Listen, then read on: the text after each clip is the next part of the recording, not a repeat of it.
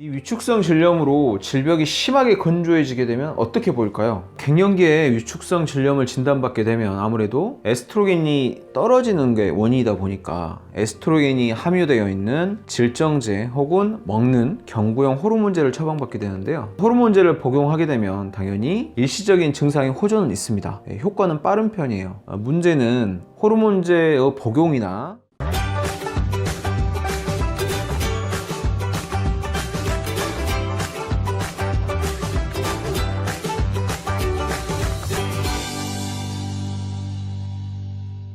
안녕하세요. 이음여성 한의원 대표원장 김우성입니다. 갱년기도 서러운데 질염까지? 갱년기에 잘 찾아오는 질염 중 하나인 위축성 질염에 대해서 오늘은 알아보도록 하겠습니다. 갱년기에 위축성 질염이 찾아왔는데 호르몬제를 이 치료를 위해서 계속 먹어야 할까요? 저희 한의원에서 위축성 질염을 찾아오신 환자분들이 저에게 자주 묻는 질문 중 하나입니다. 질염은 여자의 감기라는 별명이 있을 정도로 흔한 질환 중에 하나인데요. 종류도 굉장히 다양하고 질염이 생기는 원인도 사실 굉장히 다양합니다. 그 여러 가지 질염 종류 중에서 특히 갱년기 여성들에게 잘 찾아오는 질염이 있는데요. 요거를 바로 위축성 질염이라고 합니다. 칸디다 질염이랄지 세균성 질염 이런 말은 많이 들어보셨을 거예요. 근데 위축성 질염은 아마 굉장히 생소하실 텐데요. 이번 영상에 대해서는 위축성 질염에 대해서 좀 자세히 알아보고요. 이게 있을 때 어떻게 대처하는 게 좋을지도 한번 알아보도록 할게요. 갱년기라고 하면 폐경이 오기 전과 후에 기간 합해서 대략 5년 정도를 말합니다. 이때가 되면 보통 갱년기 증후군이라고 하는 열감, 그 다음에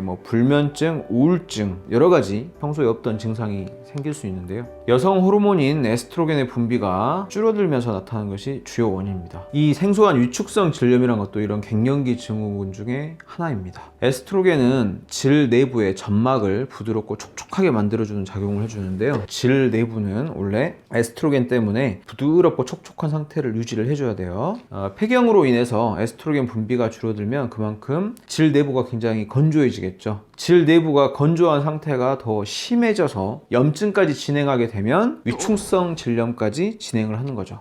이 위축성 질염으로 질벽이 심하게 건조해지게 되면 어떻게 보일까요? 눈으로 봤을 때 쪼그라든 모습으로 보이게 되겠죠? 원래 질벽은 촉촉한 상태로 유지되어야만 질 유산균이 살면서 염증이랄지 혹은 다른 안 좋은 세균의 번식을 막아줄 수가 있어요. 근데 여기 안이 이제 촉촉하지 않고 건조하고 쭈글쭈글해지면 질 유산균도 살기 어려워지고 그만큼 염증이 쉽게 일어나고 세균도 쉽게 침입할 수 있게 되는 거죠.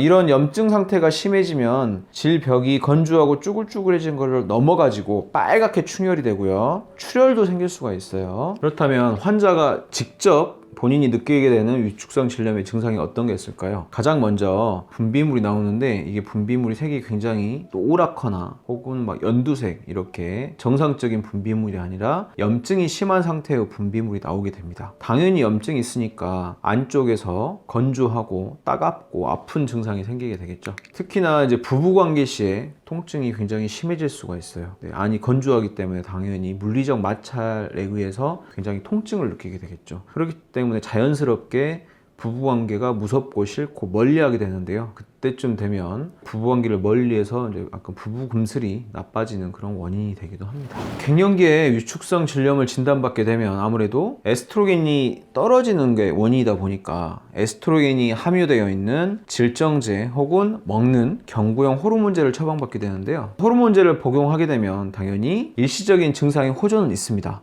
효과는 빠른 편이에요. 문제는 호르몬제의 복용이나 질정 삽입을 멈추면 또 바로 증상이 재발한다는 거죠. 위축성 질염 증상을 일시적으로 좀 호전을 시킬 수 있어도 근본적 치료가 안 되기 때문에 재발은 막기가 어렵습니다. 그래서 이런 약이랄지 질정제를 좀 사용하게 되면 보통 5년 이상으로 장기적 복용이 필요할 수도 있어요.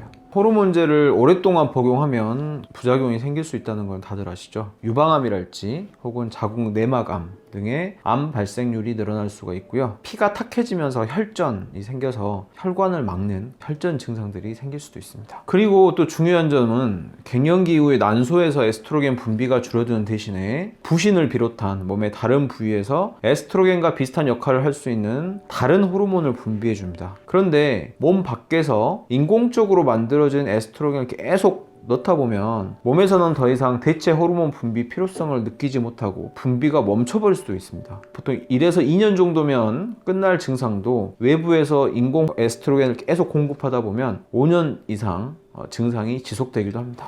이렇게 에스트로겐 부족으로 인한 위축성 질염으로 고생하실 때 어떤 치료 방법이 있을까요? 물론 뭐 간편한 에스트로겐 치료 방법도 있지만 장기적으로 이용하기에는 부작용이랄지 부담감이 되신다면 대안으로 한방 치료도 고려해 볼 수가 있습니다. 한방 치료는 질염의 치료와 같이 대체 에스트로겐 분비가 능력을 다시 회복시켜 줄 수 있도록 도와준다고 보시면 돼요. 에스트로겐의 대체 호르몬이 다시 잘 분비가 되게 하면 질벽 또한 다시 촉촉해지게 되고 질염의 치료도 효과적으로 진행될 수가 있겠죠. 일반적으로 한방 치료하면 치료 시간이 길고 효과가 느리게 나타날 거라고 걱정하시는 분들이 많은데 오히려 이런 쪽의 한방 치료는 효과도 비교적 빨리 나타나고 재발이나 부작용 또한 적답니다. 이왕 치료를 진행하신다면 근본적인 원인 해결을 통한 치료와 함께 재발이나 부작용 또한 낮은 한방 치료가 더 좋지 않겠습니까? 위축성 질염을 치료하는 한약에는 이제 두 가지가 있다고 보시면 되는데요. 첫 번째는 이렇게 마시는 한약과 질 안으로 넣을 수 있는 질정제 한약이 있어요. 마시는 한약은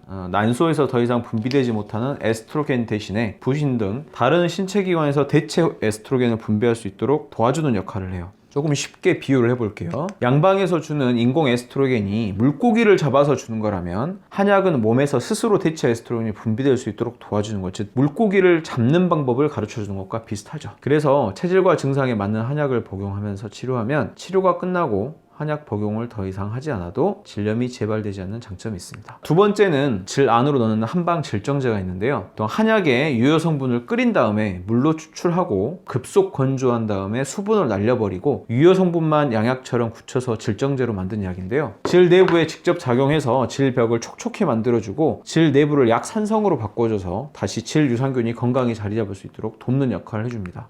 자, 여기까지 위축성 질염에 대한 원인과 증상, 치료 방법까지 잘 알아봤는데요. 혹시 뭐 궁금증 해소에 도움이 되셨나요? 갱년기에 찾아온 위축성 질염 때문에 고민하고 계시면 너무 호르몬제에만 의존하지 마시고 앞서 말씀드렸던 대처법 등도 한번 고려해 보시기 바랍니다. 마지막으로 영상이 도움이 되었다면 구독과 좋아요 부탁드리겠습니다. 감사합니다.